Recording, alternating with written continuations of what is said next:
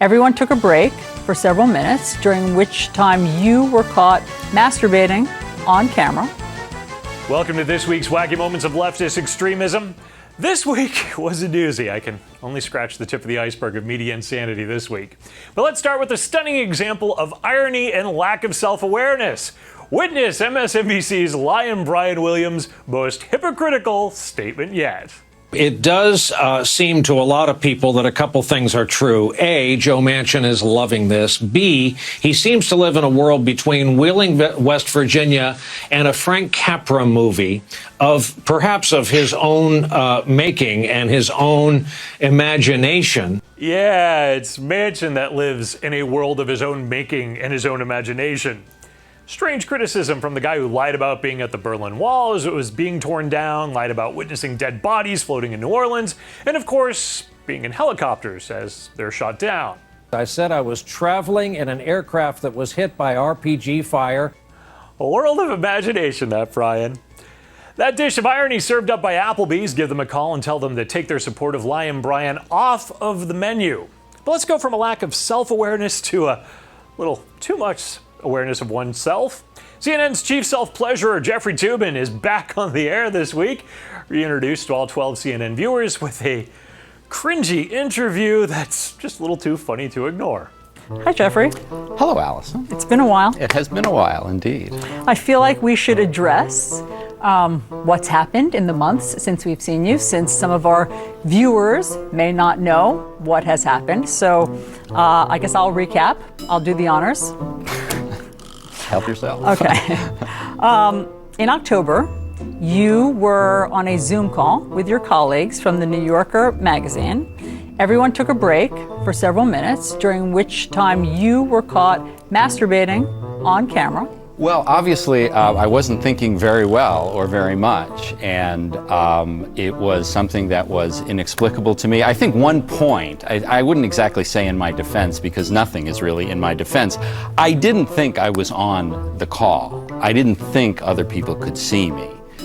I'm sure you've replayed that embarrassing moment over and over many times. Have you ever thought about what it must have been like to be on the receiving end of that Zoom call?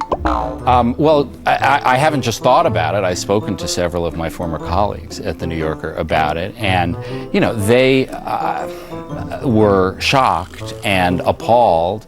I think they realized that this was not intended for them. You think they realize that, huh? Luckily, though, the incident does explain why Toobin's back at CNN. He hits all of their qualifications to be on air. He's kind of sleazy, he's a leftist. Deeply moronic and indefensible. 2 additional qualifications that also can get you on the air at MSNBC. On Morning Joe Tuesday, frequent guest Mara Gay from the New York Times, well, she admitted that she was shocked at seeing dozens of disturbing American flags over the D-Day anniversary weekend. Trump flags, and some cases just dozens of American flags, which, you know, is also just disturbing, because essentially the message was clear. It was, this is my country. This is not your country.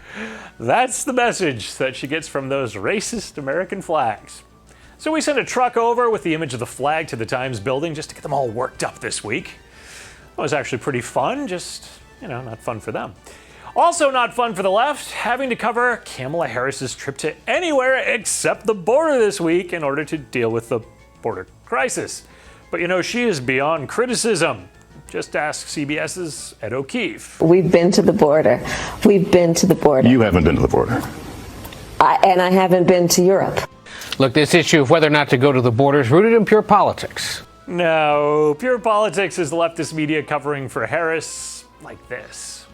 But isn't the question about what is happening on these trips? What are the tough conversations that she's having with these leaders about why people want to leave? And what do we know about what happened there? Because that's the very difficult, I'd say almost impossible to navigate landscape when you're dealing with countries that have a lot of corruption, that have a lot of reasons why people want to leave, and she's going there and getting in their faces. Doesn't she deserve some credit for that? Oh yeah, pity those leaders. Give Harris the credit. She's there, in their face. Maybe Kamala could have found time in the 100 days since Biden named her border czar to make her way to, the actual border. But the press on Tuesday did ask this question, but the phrasing was pretty classic. New York Times hack Katie Rogers essentially asked if those crazy Republicans, they might have a point, even though she doesn't seem to like them very much. Republicans and conservatives are, going crazy on Twitter, sending pictures, they're worked up. Sending video of her interview with Lester Holt, saying, I've not been to Europe either. Does the president think there is a scenario in which she should visit the border, and also the mounting criticism from conservatives? Would that ever factor into a decision to send her down there? I mean, don't they have a point that if she has this task in front of her, should she not see the end cause as well as the root cause of migration? Well, first, as I said to Peter, at some point she may go to the border. She might? I don't know. I just work here. Come on. What you bugging me about this for? Don't even think about asking Kamala this question. Listen, I've been to the border before. I will go again. But when I'm in Guatemala, dealing with root causes, I think we should have a conversation about what's going on in Guatemala. Vice President Harris stressing this will not produce immediate returns, but pledging we will see progress. No immediate positive returns on the actions of the Biden administration. Imagine that. We're going to wrap things up, but we'll return before Harris makes it to the border, I bet. For now, I'm Eric Shiner at MRC TV, asking you to visit the MRC Store. Some great conservative gear is available there. T-shirts, stickers, hats, whole variety of items that will annoy leftists. Also, check out the stories and videos on MRCTV.org. Be sure to like, share, and subscribe on the social media platform of your choice, especially on Rumble, folks. They're friendlier to us, it seems.